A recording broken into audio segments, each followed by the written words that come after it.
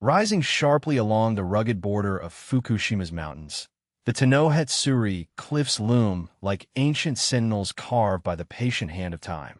To the casual visitor, these stone formations are awe-inspiring natural wonders, jagged pillars stretching along the river's edge in a seemingly endless procession. Yet, beneath the quiet majesty of their weathered faces, local legend whispers of restless spirits and spectral guardians that haunt this shadowed landscape. It is said that these cliffs form a thin veil between the living world and the unseen realm, a place where mountain yokai and forgotten spirits tread lightly among the winds. Travelers moving near the edge of Tō-no-Hetsuri speak in hushed tones of elusive figures glimpsed just beyond sight, shapes that dissolve with the shifting mists or the flicker of the sunlight through ancient trees.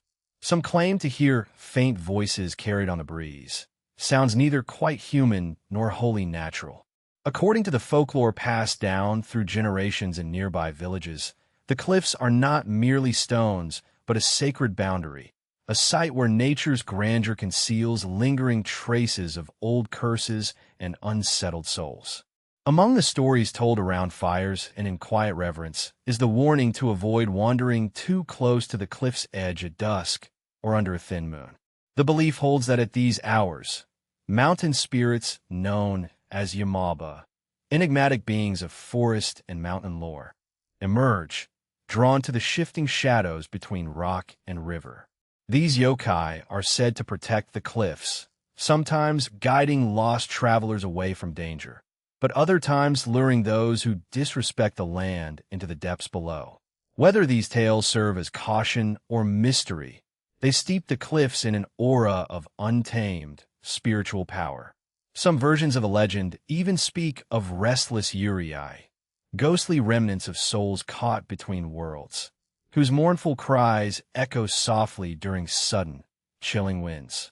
Locals speak of an ancient shrine that once stood nearby, now vanished, believed to have been sealed to contain the spirits tethered to this place. Though no physical remains endure, the memory of this shrine remains alive in folklore as a kind of protective talisman, the belief of which shapes how villagers approach the cliffs with respect and wary awe.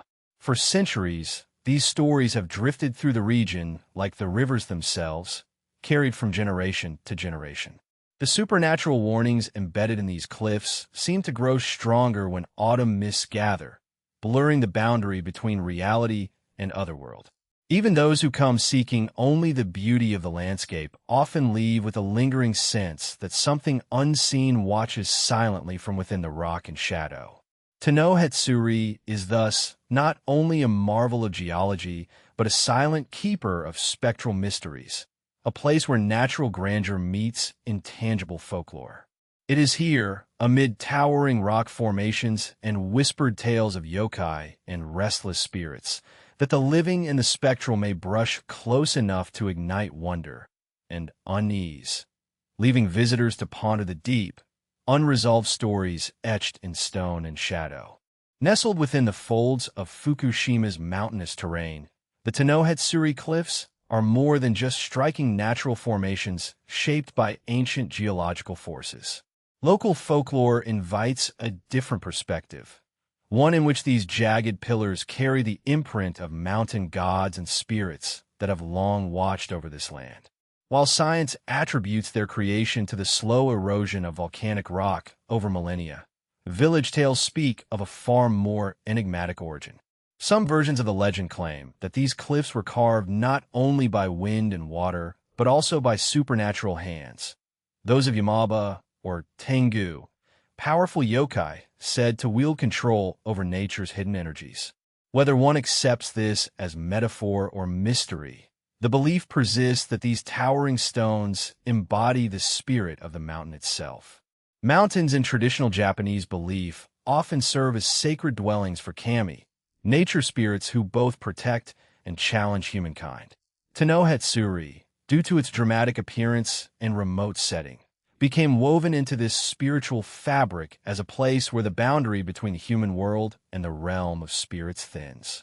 Folklore remembers that on misty mornings or twilight hours, eerie shapes emerge from the swirling fog. These figures are sometimes described as spectral travelers or guardians, their forms shifting and blending with the rocky spires and drifting mists. Some say these apparitions signal that the cliffs serve as a sealed gateway, an ancient threshold between life and the afterlife, or perhaps a corridor linking our reality to a hidden domain of Uri and other restless beings. Within the oral traditions surrounding Tō-no-Hetsuri, there is often mention of a vanished shrine said to have stood near the cliff's edge. Though no trace remains today, this shrine is believed by locals to have been a protective seal established long ago to contain or appease the spirits bound to the stones. The belief in such a shrine underscores how the cliffs were not merely seen as a physical danger, but also as a spiritually potent place requiring respect and ritual caution. Some elders recall warnings passed down through generations, never to approach the cliffs alone after dark, lest one encounter the Yamaba, who might either shield or ensnare the unwary. This cautionary lore blends reverence and fear, embodying a cultural memory that natural sites like Tō-no-Hetsuri demand careful navigation, not only of terrain, but of the spirits said to dwell within it. These tales often echo broader themes common to many mountainous places across Japan, where yokai, such as Tengu, known for their tumultuous nature and association with wild places, and Uri suggest a landscape alive with unseen forces. The cliffs, with their jagged profiles looming like ancient sentinels, perfectly fit the archetype of locations where humans encounter both the benevolent and malevolent spirits. Some versions of the story also warn of subtle signs, whispers carried on the wind, sudden chills without cause, or fleeting glimpses of figures too swift and pale to be fully seen. These rumors, whether interpreted as spiritual phenomena or natural illusions, contribute to an enduring atmosphere of haunted beauty and mystery. The line between what is natural and what belongs to the supernatural remains blurred along the cliffs of Tō-no-Hetsuri, a boundary neither fully crossed nor entirely clear. The stories passed down from village elders and whispered on chilly evenings resist final explanation, existing in a delicate space between folklore and lived experience. Local legend says that these cliffs embody more than just stone. They hold the restless pulse of mountain spirits, whose presence is felt but never confirmed. The uncertainty itself is part of their enduring power, a liminal zone where the known world brushes against the unknown. In some senses, these tales serve as cultural signposts, markers of respect for a landscape that challenges human control. The cliffs' jagged heights and deep shadows inspire reverence and a quiet unease, reminding those nearby of the ancient forces that still linger in Japan's wild places. This is a place where humans are small and the mountains vast, a setting ripe for the imagination's eye to see figures half hidden in mist and rock. The belief in Yamaba and Uri at Tō-no-Hetsuri reflects a broader relationship within Japanese folklore, one where nature is alive with spirits who both protect and punish, their moods shifting like the seasons. The absence of definitive proof does not diminish the significance of these spirits in local memory. Rather, it amplifies the cliff's role as a spiritual threshold, a frontier where belief and the unknown entwine. The vanished shrine near the cliffs, though no longer standing, is emblematic of an ancient attempt to maintain balance between the worlds of humans and the supernatural. Whether that structure was physical or symbolic, its memory continues to shape behavior and belief, reinforcing the idea that some places require ritual caution and deep respect.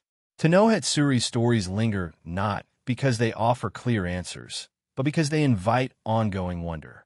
They ask those who visit or hear them to pause and consider the unseen, to acknowledge a history written in both stone and shadow. In this way, the cliffs become a bridge, connecting present-day observers to a tradition of mountain worship and spirit veneration stretching back centuries.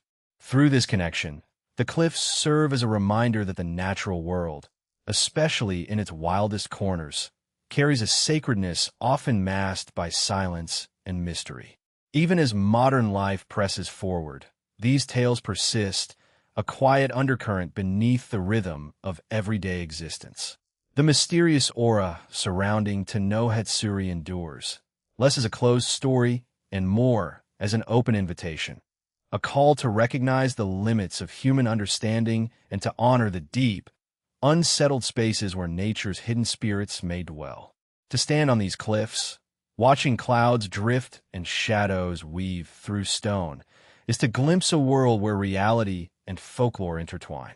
And in that crossing, perhaps, lies the true magic of Tō-no-Hetsuri, forever haunted, forever alive in the collective memory of this ancient land, its mysteries unresolved but powerfully present.